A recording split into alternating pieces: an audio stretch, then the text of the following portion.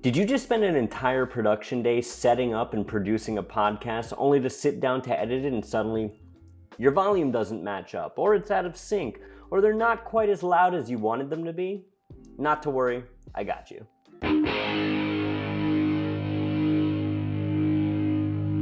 But before we do anything in Premiere, we actually have to jump over to Audition. And once we're in Adobe Audition, we'll see our two tracks that we recorded here, track 1 and track 2. Now my podcast workflow is pretty simple when it comes to production. I'll have all 3 cameras filming, and then I will record audio separately through some Shure SM7Bs or some Rode Pod mics into Adobe Audition.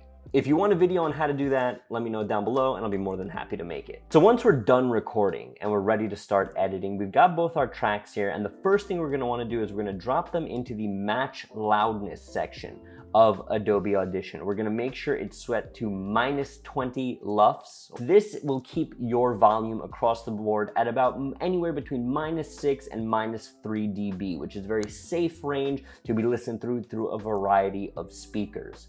Once you've done that, you're gonna click run, let Audition do its thing, boom. Now the audio of both your speakers is gonna sound the same. Be warned though, this is not going to help your audio if you recorded too high and you clipped, or if one person is a lot lower. This is if they're pretty much in the same ballpark, but you wanna get them both even. You gotta still know how to work an audio mixer, which again, if you want a video on that, let me know down below. From there, we're gonna go to export, multi-track mixdown, the entire session.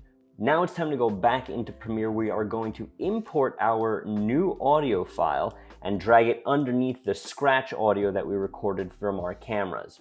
Now, there's a couple things we have to do to set ourselves up for success when it comes to editing the audio here. Chiefly among them being changing your workflow in Premiere from video to audio. Here's what I mean. If you're in Premiere, you'll notice that the timeline skips ahead by certain beats if you're working in a video workspace, right? What you're gonna wanna do to avoid that, to make sure the audio matches up exactly, is you're gonna wanna click these 3 little icons here and click Show Audio Time Units. What you've now done is you've told Premiere to interpolate the time of the footage in audio, right? So you have a much more granular spectrum of numbers that you could move the audio across. So now what we're gonna do is we are going to do one of these bad boys, synchronize, audio, and okay. But even though it's synchronized, you can tell it wasn't an exact sync. For example, the audio that was recorded in camera is a little bit ahead of the audio that was recorded externally. And that's fine, I'll show you how to fix it. Ideally what you could do is go here and line these bad boys up so that the audio spectrums start roughly at the same place. Obviously, mute your scratch audio, give it a play. So to make sure you're synced, obviously you're gonna wanna make sure your audio waveforms are in line both on the scratch audio and what you recorded externally. Next thing, you're gonna mute your scratch audio and just play through the clip. Mine is just a little bit yellow and mine is the same. But even though the front of the timeline is in sync, if you go to the end of the clip here where I do my outro clap, you'll notice that it is completely off. Why has that happened? Audio and video record at different rates. Not to worry, this is a very easy fix. Your project isn't ruined. Believe me, there are many times, especially when I first started out, that I would get freaked out that the video would be in sync and then it wasn't in sync, and oh my God, the project's ruined, I'm gonna get fired. Let me save you the headache here. All you gotta do, and stick with me, is hit R on your keyboard. That's gonna pull up your rate stretch tool.